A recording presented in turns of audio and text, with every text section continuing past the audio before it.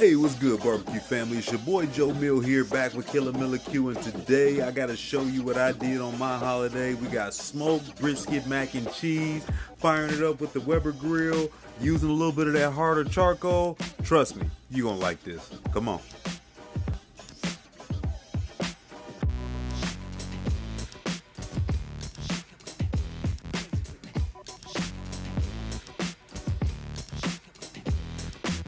Cut the music. It is a beautiful, beautiful holiday. And the first thing that I need to do, or second thing, we already got the bird going, is I'm doing brisket mac and cheese. Obviously, you can make this thing your own when it comes to choosing the cheeses that you want to go with. But you see what I got here. A little bit of Parmesan, some sharp cheddar. I won't even try to butcher this one right here. I got this one already shredded. Normally, I would go ahead and get it on the block and shred it myself. But that one there, I was able to save a little bit, and this one's still pretty fresh. And then there go the star of the show back there. This is a brisket already cooked. This is not a raw brisket, right? This was actually one that I had actually froze. This is part of the flat. This was a great brisket, by the way, too. So I'm thinking we should be able to get this one in there and definitely provide some love. And other than some other things that we'll be bringing out later on, I did put this in here because this is somewhat special. Being that I'm only going to be out here for so long, it's another nice day out here in AZ. See, I'm working on my backyard, got some things going on. But pretty nice for old Thanksgiving Day. Can't be too mad about this at all, weather-wise. But we're going to be working on the Weber grill today. I got some of that harder charcoal over there already fired up, as well as I also got some lump charcoal in there, so this thing is already pretty much ready to go. We'll get a little bit of smoke in there for sure from that smooth flavor that comes off of that, but I want to kick in a little bit of extra. So as you see, I'm going to be using smoked salt in the place of some regular salt. If you ever come across something like this is something from I Got Local. We were up in Prescott. Local, try to support when I can, but just a little something where you can level it up a little bit. If you want to get a little salt in something, maybe you're not going to get a whole lot of time to get a lot of smoke in there. This will give you definitely a little bit more. So this was one thing we'll be doing. But the first thing I need to do as we get things cracking is I got to break down some of this cheese.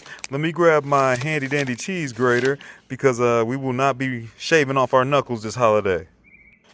Okay, grab my little tool here. If you never got one of these, man, I'm telling you, this is a great investment. Super cheap. It comes with a bunch of other attachments, but at the end of the day, this baby will snap down real easy, and it ain't going nowhere. We'll knock out these blocks of cheese in a second. I'm gonna have to get a bag for that one. That makes a lot of cheese. But literally, let me get this one out the package. There we go. And it's got another attachment where you can push it down, but I'm just going to leave it in here. We'll see if I can one-hand you into some love. Don't forget the plate. I mean, I'm telling you, that's with no pressure, no effort. Let me get my other hand on here and give it a little push. And I'll see you back in literally just a second. There we go. And I mean, literally, that didn't even take a good 2 minutes. On top of the time it took me to clean up some of this cheese. Then I fell up out of here. Easy money. I'm going to put this one to the side. Let's get this baby open. There we go. Now, this is a much bigger block, so I'm just going to go ahead and I broke that up with my bare hands into a couple little chunks. And I'm going to throw this in the bag to get this one started. There we go. Falling all off the top. It was a little bit bigger. Little brick right there. Some of this good sharp cheddar. You making mac and cheese, you can never go wrong when you start with some fresh cheese.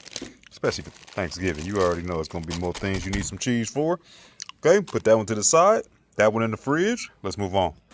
All right, now back inside, you can use any type of pasta noodles you want. Obviously, elbow macaroni noodles make great for this. Wouldn't get the one that's too thin because they probably just kind of break apart on you regardless. We're going to get these babies boiled up using me a 16-ounce, 1-pound bag. I went with the old penne, right? And we inside. I got me some water here. You can use enough where you know for a fact that this is going to be more than covered. I'm going to start with just getting this water boiling, and then from there, I'm just going to be adding a little salt to the water. Not going to be using that smoked salt yet because you really won't taste it anyway. At this point, just a little something for the noodles. I want to get this water boiling first before we add these noodles. And we're only going to cook these noodles to about a minute or so before you would normally pull them, because I want them a little bit al dente, because we're still going to be cooking them in the whole process. So let's get to the boil. That's what I'm looking for. Go ahead and pour these noodles in and give them a little bit of a stir.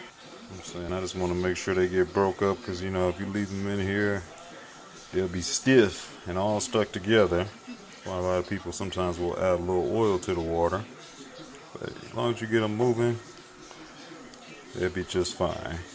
And we'll come back periodically, but we don't take long. Remember, don't finish these. We still got plenty of cooking to do. Alright, about 2, almost 3 minutes in. Every once in a while I pull one out, try it out, see if it's getting how stiff it is and everything. Like I said, I want just a little bit before they're done. You get used to it, you'll get used to how it feels when you come in here. Whether it still feel like they hard, when they start getting soft, you don't really feel your spoon hitting anything. Couple more minutes later, I'm close. You see they still pretty stiff. And I just touched one and burnt my thumb. They're a little too stiff. Give me a little more. Okay, still nice and al dente. Let's stop it cook quickly. We're gonna slide over, get it up off of this heat. Whew. I want to shock them with some cold water, so that way they can stop cooking and calm down. There we go. I'm gonna give these just a second to kind of soak off. Move them around a little bit, shake off some of that water, and we'll be back.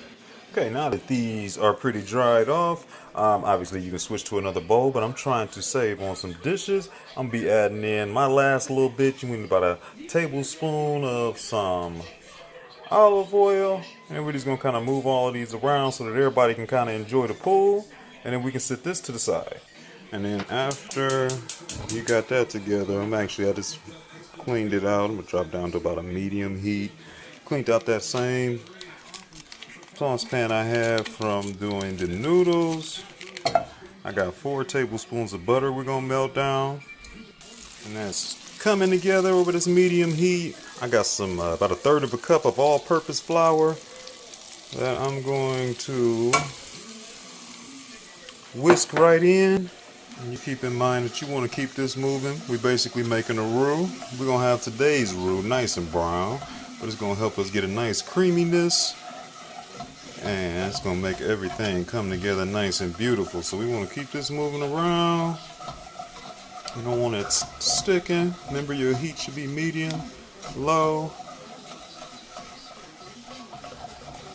Mix it up real good. We just basically going to cook out that flour taste before we start adding in our milk. And literally after about a minute, not only will you start smelling good, but you'll start seeing the bubbles. We have us a nice little brown paste. And now what we're going to do is, we got 3 cups of whole milk that we're going to bring in.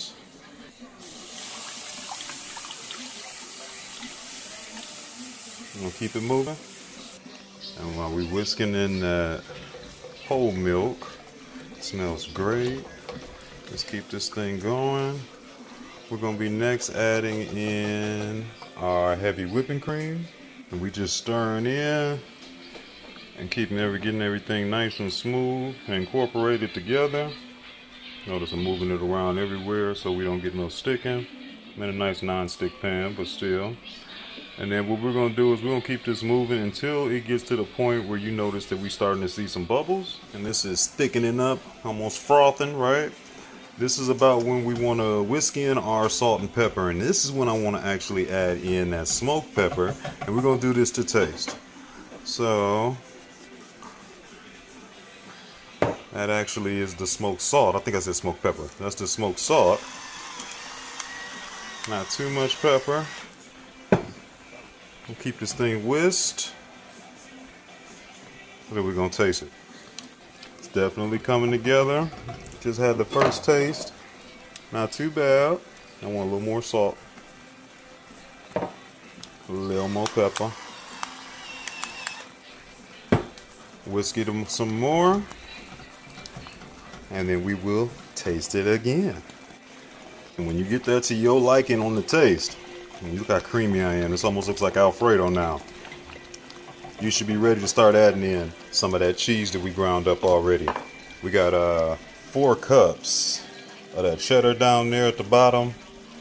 We got 2 cups of that cheese that I can't pronounce. And then we got a half a cup of some of that fresh mozzarella. And we're just going to kind of start adding this in little by little. And then whisk it on in there and let the magic happen. Oh man, I've still got tons of cheese left and it's just swallowing it up. I dropped my heat a little bit. My eyes sometimes are pretty hot. And I didn't want to like boil it and get the sticking, but you see what's happening. This is what we want. We ain't even really got into the base of this thing yet. Just gonna add some in.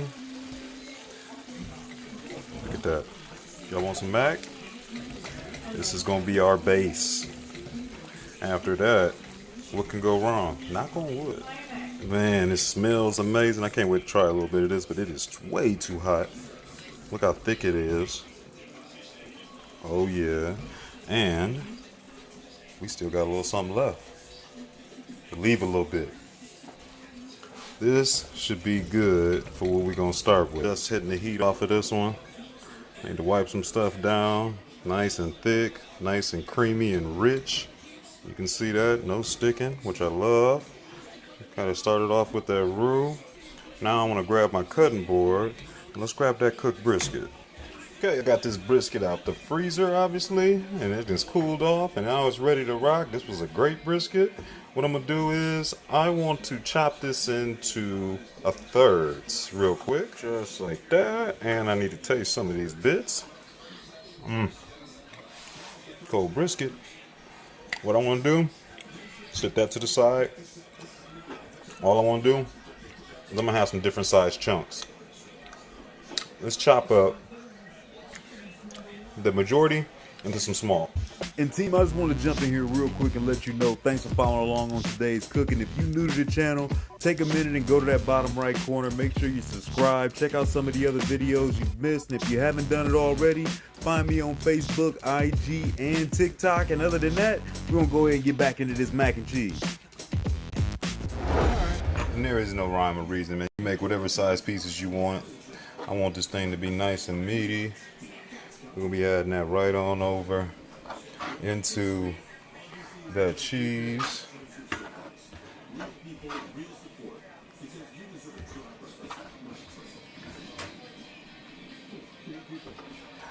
Okay, and then I just want to go ahead and just want to stir this one in. Look at that, look at that. Swallowed it right up. Oh yeah. Now we got brisket cheese. Let me get those noodles. And these already been obviously hanging out. They're nice and cool. They got that oil on there, so they're not all stuck together. We're just gonna add them right in. And this is now back on low heat. And we're gonna kind of go ahead and fold them in. And I definitely got myself a full house, so make sure you use a huge pan or maybe a Dutch oven. Let me get both hands on this because I don't want to bake up my noodles, but we're gonna fold this together. There we go. I had to switch over to my wooden spoon game. So when I say fold it over, I mean go over there on that side, just kind of flip it over, right? You want to be gentle so we don't beat up all your noodles. Even though we al dente, we don't want to break everything up.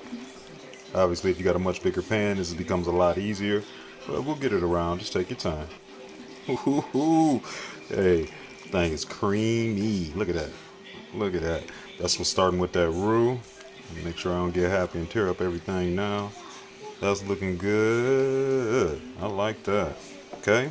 This is what I'm going to do now. I want to add a little more brisket. I'm going to take this other smaller hunk. I'm going to hook these up a little bit bigger. There we go. Now, obviously, you can make whatever size you want. I purposely wanted these to be a little bit bigger. Just so, like I said, this one's going to be nice and meaty. We have like some smaller meat pieces all throughout. All in that cheese. And then we're going to have some lumps. And don't think I forgot about that one. You'll see what we're going to do that in a minute. Fold in one more time. Ooh, at this point, you should be able to taste that spoon. I know you done did something. I'm not going to worry about over folding. That's more than fine enough. We want it chunky. Okay, next, you should have something already ready that we about to go off into the smoker with. Me, I'm going with this cast iron skillet. There we go. I'm in a funny position. I got the smaller skillet and I got a huge skillet over here that I know will make it too flat and not quite what I want. I need that one right in between, but what I'll do is just probably end up getting a secondary dish to make another smaller one. But we're going to put this right here into this pan. This is just normally the olive oil and everything that's in here, but make sure you spray this thing down. Man, I keep on tasting that spoon. Our blend, flavor, on point. Everything in here is already cooked. Your noodles is pretty much there. Meat's obviously done. Cheese is cheese. We're pretty much letting this come together, all together. We're also going to go ahead and top this off with a little bit of that cheese that we left over. Get it out there, let it get a little bit of smoke. Bring you back, light topping. Here's a little pro tip. Hit more or less the middle. Don't worry too much about the edges. The cheese is going to run out. All that grease is going to run out to the side, so that way you don't overfill. It'll get out there in the middle. And make sure, save a little bit to the smoker. Outside, here's the outside peak. Light's a little bit better out here. Come on, man, we in the fire. We got that harder charcoal, like I told you, already rolled up. I just was in here a little bit ago. So my temp's hanging around 350-ish. Notice I threw a nice hunk of that lump charcoal in there. That's gonna give us plenty of smoke. We cooking indirect. Got the fire over here to the right. Skillet's going right here. And there she goes. We looking at about 30 minutes, roughly 350-ish. Obviously, you can play this by eye. It ain't rocket science. Like I said, we pretty much all cooked. We letting everything come together. We're going to melt up. We're going to get a nice little crust. Optional step, if you like breadcrumbs, you could throw your breadcrumbs right over the top. I'm not personally, because I'm going to keep it all creamy and everything, but that's something that you can do, and definitely you can butter those up and get them nice and toasted. But I'm going to go ahead and close this thing up before I lose all my good smoke. I'm going to let this thing do what it's supposed to do. I'll bring y'all back periodically. All right, so I've been letting this thing ride out a little bit. Time to throw a little heat in here, but I'm good with where we at. It has been roughly about 40 minutes. So I've been letting this kind of chill so it can get some of that smoke. I'll move this thing around a little bit. Looking solid. We about to add just a little bit of milk. That's going to give us a little bit more thickness, a little bit more creaminess. I'm coming with a little bit of that last little bit of that chopped brisket that I had to put on top. Finish it off with the top of that cheese. All right, I got my whole milk back. I'm just going to hit a couple little spots. Just want a little something in there. Nice, pardon my reach. As I get around the block, like I said, we're going to help it be nice and creamy. Make sure it stays moist. Okay, give me that brisket. And again, you can chop this up however you want. A little bit bigger, I'd say, for the top. This is just kind of our topper. That's why I didn't want no breadcrumbs. We're going to use brisket topper for this meaty, manly brisket mac and cheese. A little bit of this. Don't forget some of them corners, Joe. You pardon my reach. You know, kind of move things around, make them nice and pretty. You know, this all pretty much going to end up being mine before it's said and done. Okay, now where's that cheese at? Okay, then lastly, I'm going to top it off with a little bit of that cheese that we got left. Kind of glue it down a little bit. That's a great mix of cheese, tons of flavor.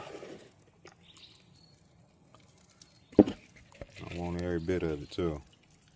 Because it wasn't cheap, believe that. If I would have had more time, and I felt like playing around, I was going to take that brisket that I'm putting on top, toss it around in a pan with a little bit of tallow, get it nice and crispy, and let that brisket be a little crispy on top. But instead, I'm going to let it sit out here for another 10 minutes or so. Okay, I squeeze this thing down, come back up to 325-ish. It has been roughly, excuse me, I forgot. I got caught up when I smelt this thing, looking at this thing. It has been almost an hour total cooking time. This thing is smelling amazing. I'm going to let it hang out a couple more minutes just because I got some other things that's not quite done at this point. It's just staying warm in here, but that thing ready to go. You check it out. Tell me what you think. It's go time, ladies and gentlemen. We done waited.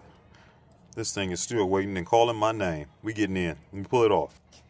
All right, I have waited long enough. I'm not gonna get no plate. I don't care. This is my house, my rules, my way. Killer Miller. Let's dig in here. Can you hear that? Oh, look at that. Nice and hot. This is why you don't overdo your noodles. You notice my noodles ain't broke all apart when I went in there and got some of that. I can come in here and fight with it a little bit. You got to bear with the old auto tune, or should I say the auto focus. I want to get like one piece of just brisket on the tip, just because it's silly. And I want to do something silly for my first bite of it. Yes, yes. Is that silly enough? All right, well, happy Thanksgiving from the Millers, Killer Millers. Let's see what's up.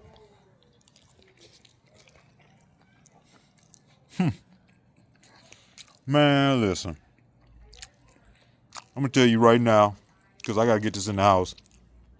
I appreciate y'all checking out this video. This right here is slamming. I'm going to jump right into all of that. Wow. That brisket still tastes great. Already cooked. Super tenderoni. My mix of cheeses, I won't change anything. I like exactly where I'm at. That Gruyere or whatever. That sharp cheddar mixed in with that mozzarella. Like I said, when you can, go fresh. It's a big difference between the shredded cheese and all that wax and all that other stuff on there. Other than that, use whatever noodles you like. You can never go wrong with just general good old elbow macaroni. I would stay away from them ones that are too thin, because at the end of the day, they'll probably just break apart in this long process. But other than that, hey, that's a wrap. Shout out to my boys over there at Black Smoke Barbecue. The good folks over there at Harder Charcoal. Let me zoom on them one time. Good old folks over there at Harder Charcoal for seasoning us up with this beautiful smoke that we got going on over here. That salt that I got from Prescott, you can actually taste a little additional smoke in here. So just overall, you got that nice smooth smokiness from the brisket. You got a little bit of that smoked salt in there that's giving you some. Harder Charcoal came in there to do their part. The one thing I thought about as I walked back in the house a little bit ago, I forgot to add a little bit of smoked paprika. Literally, I only add about a pinch, maybe a half a teaspoon or something like that. So nothing that's going to really change too much as far as the flavor. Really, it kind of changes that cheese, makes it a little bit more carrot looking, a little more orangish, you know what I mean? But other than that, this is perfect. Make sure you enjoy your family. Appreciate you being here. Get back in a week. We're going to keep this thing going. Peace.